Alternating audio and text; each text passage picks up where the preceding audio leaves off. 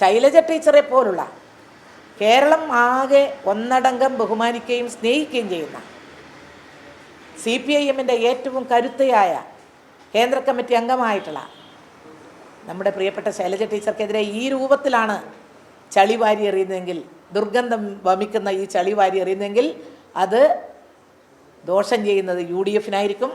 UDFനോടൊപ്പം നിൽക്കുന്ന വോട്ടർമാർ ചിന്തിക്കും, അവർ ചിന്തിക്കണം.